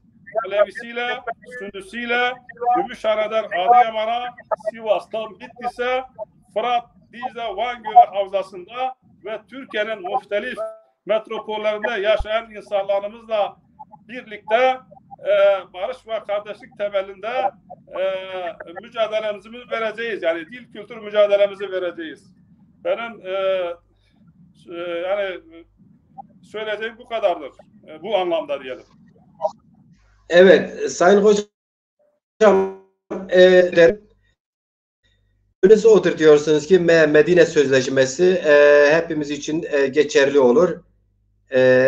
Esas olarak ek olarak da zaten bizim bütün Zazaların kendi Zaza hisseden Zaza yurtseverlerin kime sorarsan sor, senin sorunun nedir der ki dilimdir. Dolayısıyla hepimizin dili bir olduğuna göre bizi birleştiren yegane ögemiz, dilimiz, kültürümüz, tarihimiz ve coğrafyamız olduğuna göre esasında zaten bu 21. yüzyılda birçok noktada, birçok yerde zaten aşılmış sorunlardır bu bahsettiğimiz sorunlar. Bu çerçevede zaten çözümüne gitmiştir. Ama hocam gerçekten ben çok önemli gördüğüm bir problem var Zaza hareketinde. İşveren olarak yani malı mülkü artık ailesinin fertlerini aşmış, taşımış, yani zengin olmuş artık işveren ismi üzerinde. Başka kesimleri çalıştıran, onlara para kazandıran demek. ler arasında yurtsever Zaza hareketinin içinde öne çıkan sizden başka kimseyi ben mi bilmiyorum yoksa bu noktada böyle bir soru aklıma geldi. Yani şöyle söyleyelim, halkımızın diline, kültürüne duyarlı olan insanlarımız çoktur. İş adamlarımız da çoktur. Tabii bu zaten vermiş olduğu mücadele sadece sosyal medya platformlarıyla sınırlı bir mücadele değildir. Özellikle bulunmuş olduğu bölgelerde, Avrupa'da diyelim, yaşamış olduğu şehirlerde biz her bir araya geldiğimizde, her cemaatta, her platformda, her yerde bu meseleyi konuşuyoruz, konuşma fırsatı buluyoruz. Ve buna bizi bu anlamda destekleyen birbirinden değerli, önemli şahsiyetler de vardır. İş adamlarımız da vardır. Yani diyelim bizim bu gerçekleştirdiğimiz bazı projelerde bizim dışımızda çok iş adamlarımızın da katkı sunduğu bir gerçektir yani. Tabii ki kimisi böyle sosyal medyayı kullanmıyor. Kimisi de böyle sahada işlerinin yoğunluktan dolayı olamıyor. Onların destek vermediği anlamında gelmiyor. Biz vefasız olmayacağız. Gerçekten halkımızın diline, kültürüne duyarlı olan iş adamı sayısı da çoktur yani, onu söyleyeyim. Peki hocam duyarlı insanlarımız var. Pek sosyal medyaya çıkmak istemiyorlar. Mutlaka var ama Zazalarda böyle işverenler açısından siyasi olarak, kültürel olarak okumuş akademisyenlerimiz tabii ki yoğun bir çalışmanın içinde ama bir bu kadarından 2-3 katından fazla belki de yani bu çalışmalarda yer almak istemiyor ya da görünmek istemeyenler var. Bunları nasıl kazanabiliriz? Yani bir işverenler kulübü, işverenler grubu mu kurmak lazım? Nasıl bir çözüm öneriyorsunuz? Yani çözüm dediğim gibi yani Zaza akademisyenleri gerçekten yani sayısı son dönemlerde benim bulunmuş olduğum bölgede Almanya'da ciddi bir artış göstermiştir. Benim sürekli Zaza akademisyenlerine çağrı olmuştur. Gelin siz de bilginizi bizimle paylaşın, halkımızla paylaşın. Gelin bu mücadelede siz de yer alın. Bu mücadeleyi bizim gibi ilkokul, ortaokul mezunlarının üzerine, omuzlarına bırakmayın. Yükümüzü hafifletin anlamında çağrımız olmuştur. Bazı iş adamlarımız olsun, kanaat önderlerimiz olsun, akademisyenlerimiz olsun, kendilerini politize olmasını istemiyorlar. Konum itibariyle olmak istemiyorlar.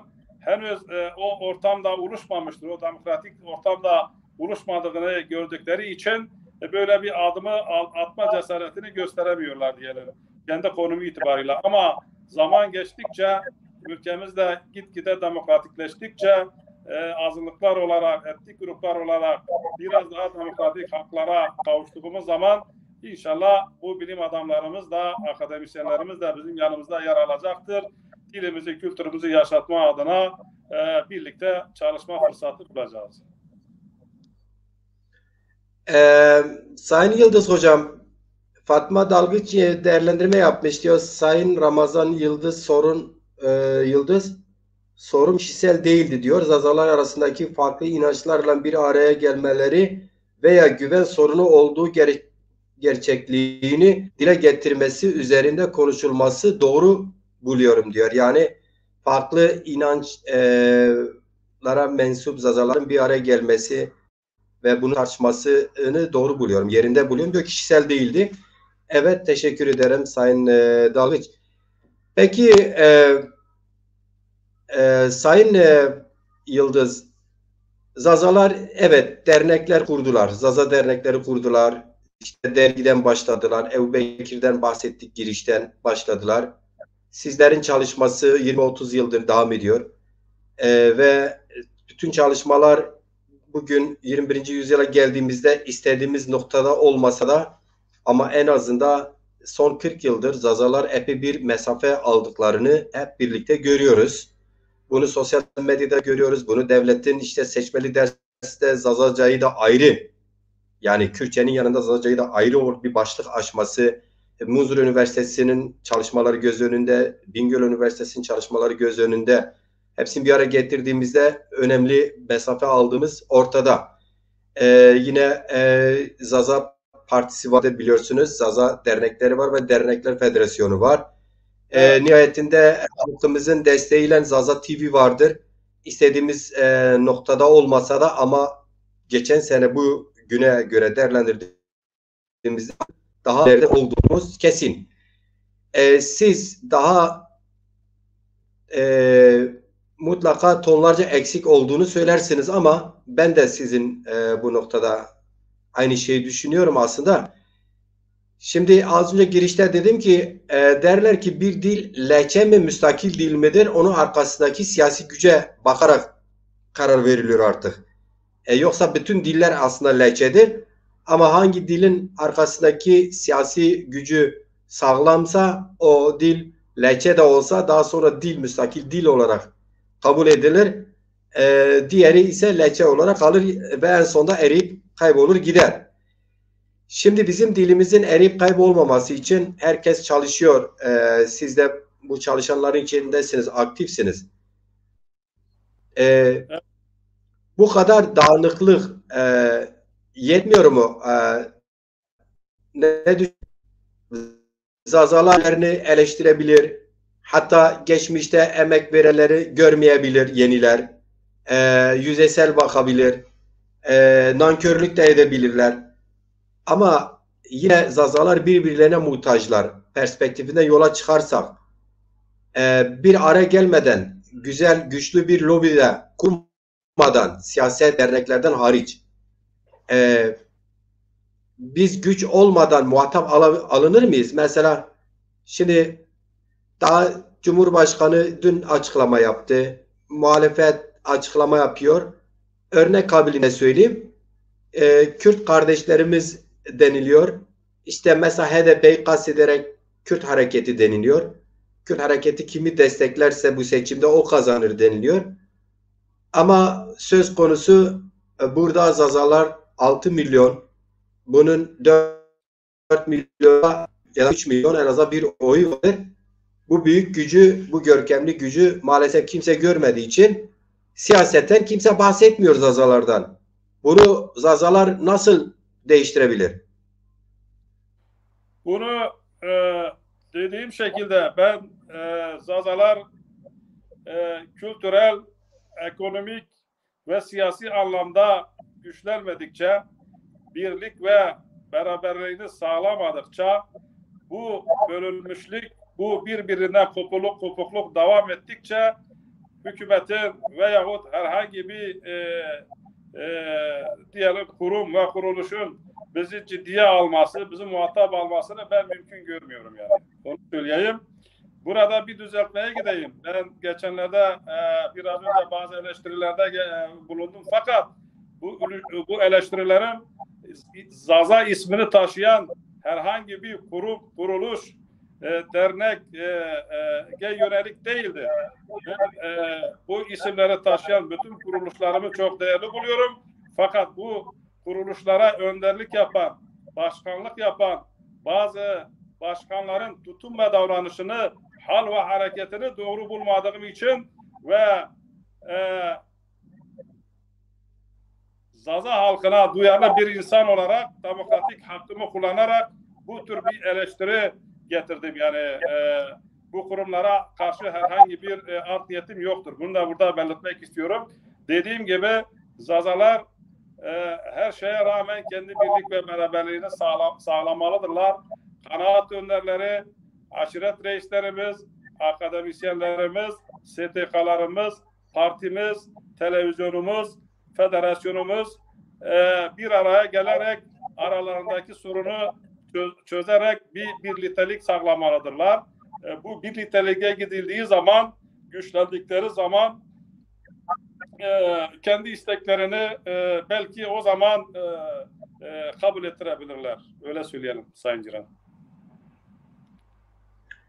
Yani anladığım kadarıyla her millette olduğu gibi dernek, kurum, kuruluşlar zaten olması gerekiyor. Bunlar yanlış şeyler değil. Basın, yayın organları, kurumları, televizyon, radyo, gazete bunlar olmazsa olmazdır zaten bir toplumun. Yine diğer kültürel çalışmalar, düğünler, daveteler, festivaller vesaire bunlar zaten doğal olması gereken çalışmalardır diyorsun ama bütün bunları da temsilini bulan bir üst kurul gibi yani bir siyasi parti gibi, bir cephe gibi, bir Zaza hareketi gibi güçlü bir birlikteliğe ihtiyaç var anladığım kadarıyla diyorsun. Yani şimdi ben bundan bir örnek verecek olursak 9. ayın 22'sinde Sayın Cumhurbaşkanımızın zat haline iletilmek üzere Cumhurbaşkanlığı İletişim Daire Başkanlığı'na TRT Zazaki ile ilgili bir dosya sundu. Bir gönderdik. Bu dosyamızda ona yakın STK'mız, derneğimiz bunu destekledi. Ben diğer Zazaların kurum ve kuruluşlarından destek beklerken tam tersi oldu. Bizim bu çalışmalarımızı ciddi bir çalışma olmadıklarını, yerinde bir çalışma olmadıklarını, küçümsediklerini, efendim işte bu hak Cumhurbaşkanlığından değil de işte falan yerde başvuru yapılması gerektiğini, bizi belediyelim ötekileştiren, bizi itibarsızlaştıran açıklamalarda bulundular. Oysa ben bütün STK'larımızı, kanaat önderlerimizi, akademisyenlerimizi, yazarlarımızı ve sanatçılarımızı bu sürece destek vermeye davet etmiştim. Ama maalesef bu anlamda hiç kimsenin destekini görmedik. Anladım hocam. Evet. Yani zaten en büyük sorun bu 21. yüzyıla kadar özgürlük anlamında mesafe almayan Zaza milleti gibi milletler en büyük sorunları birlik sorunlarıdır, yurtseverlik sorunlarıdır. Bu olsaydık hocam sanırım bu kadar sosyal medyalara bu konuları tartışacak noktada olmazdı. Sosyal medyayı küçümsemiyorum. Bütün devletlerin sahibi vatandaşları küçümseme anlamı ama aynı zamanda Türk vatandaşları yüzlerce televizyon ve radyoda da kendi sorunlarını dinliyor, izliyor. Onu kastettim.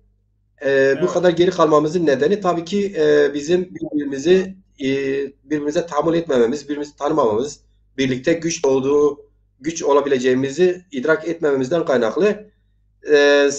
Sabri Pamukçu ne diyor? Sayın Macir Ciro nasıl problem? Sayın Macir asıl problem bu mücadele yürüten gerek bireyler gerek gruplar olsun bir araya geldikleri gibi birbiriyle çatışmalarından dolayıdır. Bu çelişkiler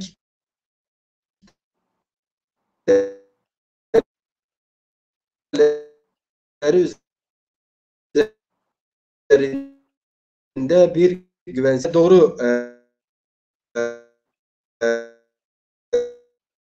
tespitler Sayın Sabri Pamuk.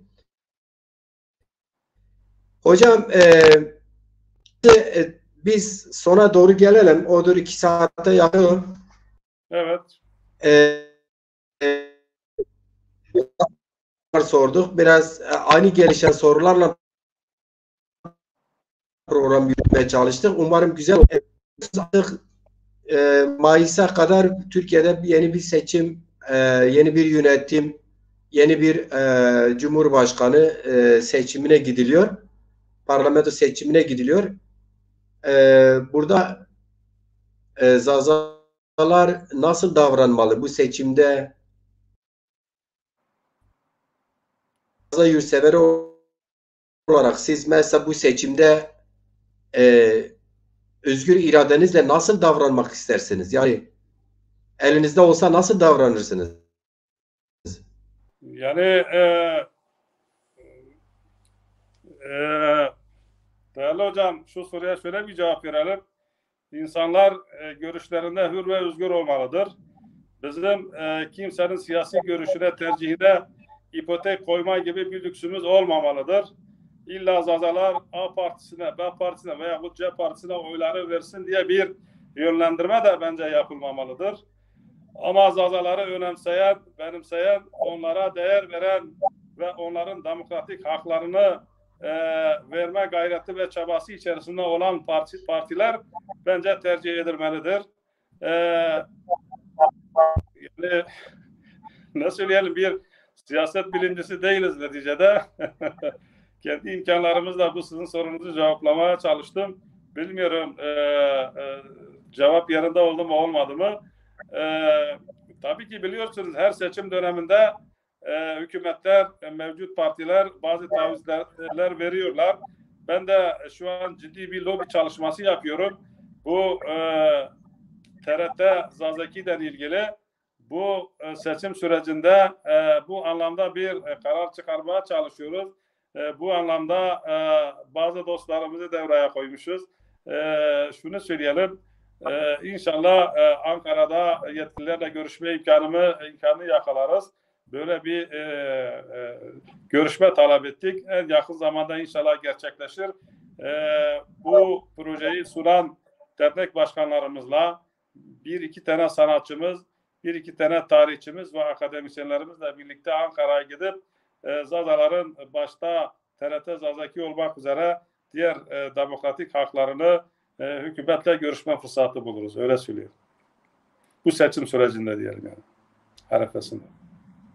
İnşallah. Tabii ki Sayın Ramazan Hocam, Zazalar TRT Zaza'yı hak ediyor. Zazalar bu ülkenin vatandaşı. Zazalar 6-7 milyon net nüfusu vardır. Daha fazladır, az değildir.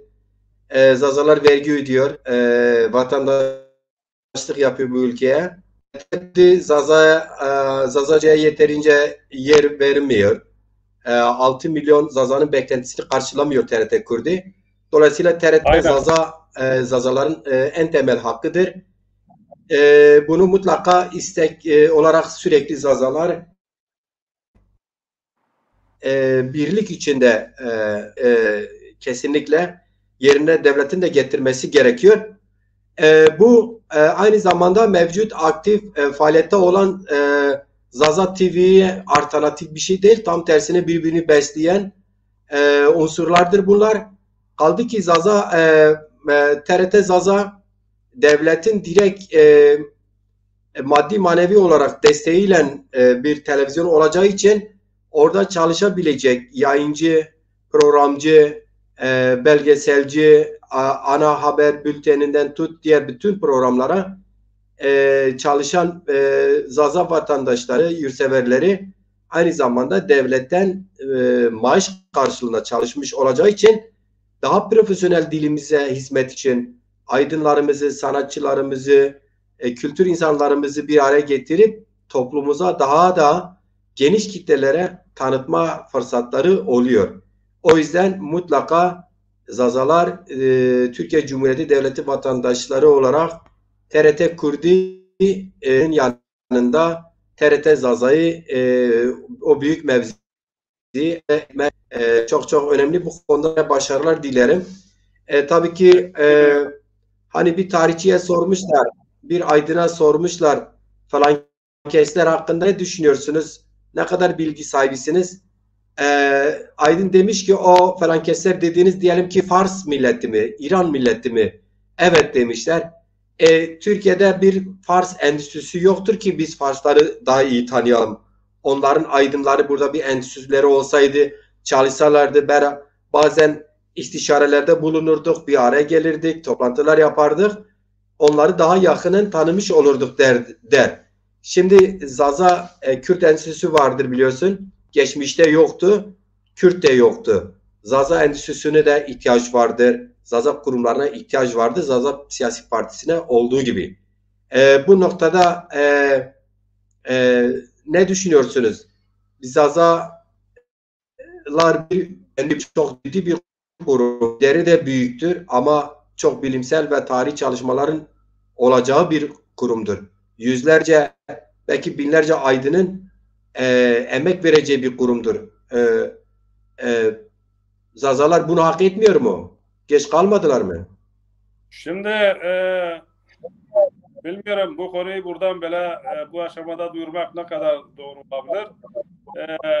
Yok, genel olarak konuşmak lazım hocam. Genel olarak. Zaza Enstitüsü çalışmaları şu an devam etmektedir. Türkiye'de Zazaların resmi bir statüye kavuşturacak Zaza Enstitüsü'nün diyelim ön çalışmaları şu an başlamıştır. Buna öncülük yapan dostlarımız, arkadaşlarımız vardır. Yani akademisyenlerimiz vardır. Onlarla işbirliği içerisindeyiz. İnşallah en yakın zamanda ben değilim de bu arkadaşlarımız çünkü neticede bu akademisyen bunlardır. Yönetecek olan bunlardır. Bunlar kamuoyuna yönelik bir açıklamayla Zaza Enstitüsü'nün açılışını duyuracaklardır. Tabii ki böyle bir enstitünün açılmasını ben çok değerli buluyorum. Ve bu arada unutmadan şunu da söyleyelim. Bizim şu an mevcut yapan Zaza TV'ye karşı herhangi bir çalışmamız yoktur. Biz bu Zaza TV'nin yayınlarını da çok değerli buluyoruz. Ve bu arkadaşlara başarılar diliyorum. İnşallah halkımızın yararına olacak daha iyi yayınlar, daha kaliteli yayınlar yaparlar. Bunu bekliyoruz tabii. Şunu söyleyelim. Sayın Ciran, tabii ki devletten beklentilerimiz çoktur. Niçin çoktur? Bu bizim hakkımızdır. Çünkü bu devletin kurulmasında bizim de çok ciddi çaba ve gayretimiz olmuştur. Bu anlamda bedeller ödemişiz, şehitler vermişiz. Doğu cephesinde bizim atalarımız savaşmıştır. Güneydoğu cephesinde savaşmıştır. Benim 2 tane dedem, yani daha doğrusu babamın dedesi söyleyelim, Sarıkamış şehididir. Hasan ile Abdullah. Evet. 2 tane dedem Sarıkamış şehididir. Bizim köyden bir kişi tek kurtuluyor. Ona sen nasıl kurtuldun dediklerinde o köylülere diyordu benim edemi mum diyemine kalın bir. Yani kalın kuşağım vardı. Ben ondan kurtuldum diyordu. Çanakkale Savaşı'nda da biz vardık. Çanakkale'nin bütün cephelerinde, Conk Bayırı'nda, Arıburnu'nda, Anafartalar'da bizim dedelerimiz 7 düvele karşı savaştılar. Onun için söylüyorum ki bu devletimiz, hükümetimiz bunları da göz önünde bulundurarak Zazaların talep ettiği bu demokratik hakları bir an önce versinler diyorum. Evet, Sayın Hocam, bir ara soru vardır. İsmail Baytemir diyor ki Zazaların birleşmesinin sorunu nereden kaynaklanıyor? Acaba öne çıkmış kişiler bu durumu sebep midir? Yani özet olarak İsmail Baytemir diyor ki yani misal siz Zaza Hareket'te öne çıkan bir kişiliksiniz. Hem geçmişten beri çalışmalarınız var. Hem Zaza aydınlarını desteklemeye çalışıyorsunuz, basın yayını desteklemeye çalışıyorsunuz. Zaza Sözlük, hikaye ve benzeri imkanı çerçevesinde ihtiyaç olan aydınlarımıza el uzattığınızı biliyoruz.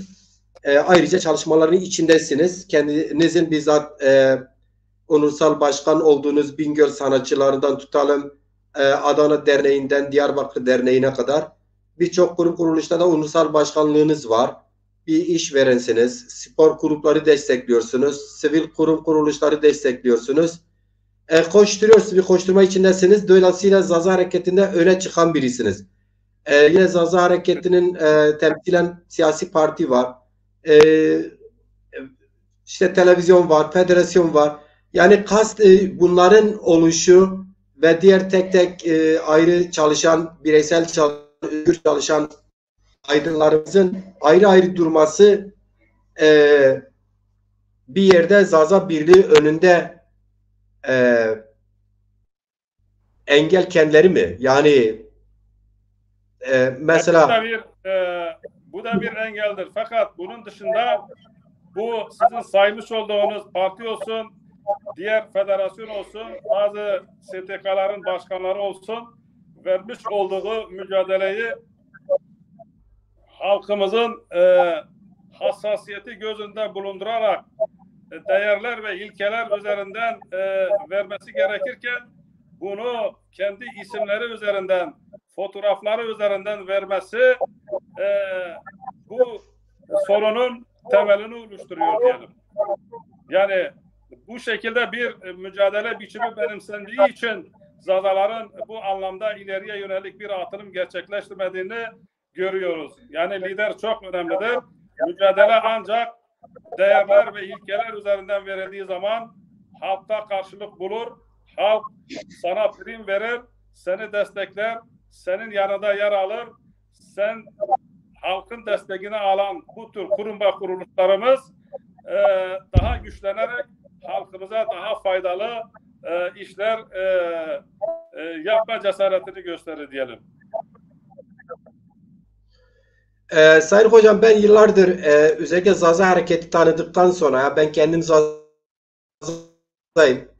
Belki 50 yaşımı Zaza Hareketi'ne verdiğimi ben bilirim. Beni tanıyan bilir. Ama tabii ki bunu uzun yıllar Kürt Hareketi içinde, yani Zaza kimliğine sahip çıkarak yaptım. Son 5-6 yıla kadar. Ama son 5-6 yıldır ben Zaza Hareketi'nin içinde, ben genelde eskiden de yerine durmayan bir insanım. Tanıdıktan sonra yerimde durmadım. Yaptım, girdim, faaliyetine girdim. Öncülük yapmaya çalıştım. Basın yayında, şurada burada.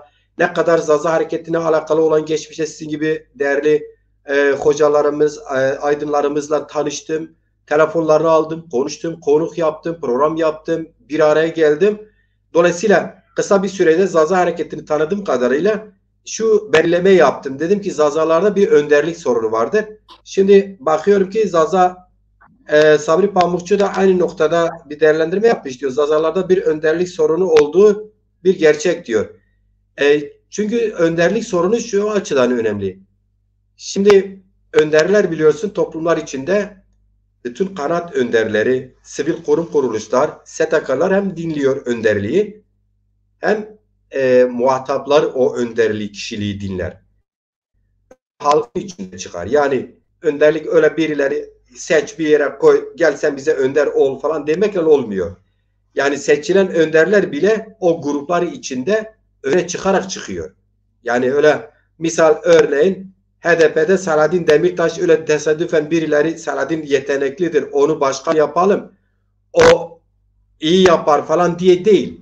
O faaliyetin içinde zaten kefşi oluyor, öne çıkıyor, liderlik yapıyor. Onun gibi bir şey. Mesela AKP'de Sayın Erdoğan 20 yıldır sırf Türkiye'yi yönetmiyor, aynı zamanda AKP'yi yönetiyor. Yani partiyi yönetiyor. Daha önce İstanbul'u yönetiyordu. Yani liderlik biraz farklı bir olay. Dolayısıyla Zaza'da liderlik sorunu boşluğu olduğu kesin. Bunu bazı Zaza aydınları kabul etmiyor. Hatta ben bazen eskiden programlarda söylüyordum.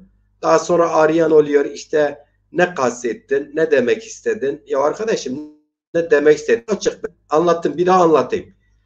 Yani Zazaları dernek ve kurum kuruluşlarıyla bir araya getirecek bir program etrafında sürükleyecek, herkesin dinleyebileceği, olmasa da toplumun Zaza duyarlılığın %60'ı en azından bu Zaza lideridir diyebileceği bir liderlik boşluğu yaşadığı kesin. Hocam ben tabii ki 2 saat oldu program yapıyoruz. Ben nasıl geçtiğini gerçekten fark etmedim. Güzel bir program olduğunu düşünüyorum. Siz son olarak bir toparlarsanız, biz programı bağlarsak olur mu? Son olarak benim Zaza halkına çağrım şudur. Zaza halkını gerçek anlamda kendi dilini, kültürünü yaşatmak istiyorsa, kültürel, demokratik anlamda, siyasi anlamda bir yere gelmek istiyorsa, kanaat önderlerimiz, aşiret reislerimiz, STK'larımız, sanatçılarımız, akademisyenlerimiz, yazarlarımız diyelim el birliği, gönül birliği yapmalıdırlar, kolektif çalışmalıdırlar. Aralarındaki sorun ve problemleri çözmelidirler ve kendi gücünü, takatını, enerjisini halkımızın yararına harcamalıdırlar ve bu anlamda kullanmaya davet ediyorum. Herkese kadim şehir Diyarbakır'dan sevgi, saygı ve selamlarımı gönderiyorum ve hayırlı akşamlar diliyorum, hayırlı geceler diliyorum. Ben de çok çok teşekkür ederim. O değerli vaktinizi bütün o çalışmalar içinde sıyırarak bize ayırdığın için, böyle güzel bir programda bir araya geldiğimiz için, sorularımıza içtenlikle cevap verdiğin için çok teşekkür ederim. Ramazan'dız. Yıllardır Macir Ciran'ı programlarda takip eden, katkısı sunan, yorum yapan bir takipçim olarak da sizinle gurur duyuyorum. İyi ki varsınız. Eksik olmayın. Bu arada katılan arkadaşlar da Cuma Karaağaç, özellikle ciddi çalışmalarda emek veren Zaza kurum ve kuruluşları bir araya gelmesi gerekmektedir. Aynen biz de onu kastediyoruz. Hoş gelmişsiniz Sayın Karaağaç. Teşekkür ederim. Evet, ben de son olarak şunu söyleyeyim. Zazaki destpêker ma sohbet xwe sifteyekî ma siyar bikir ma Zazakî ker cewapê ma çarna Tirkî ser ma va herkes dana zav fon bikir mayê vonse ez wazina tavê ser newira bizon dadî xwe şoyê şima wext şima her tim weş û selamet bimane wêşî. Bağdar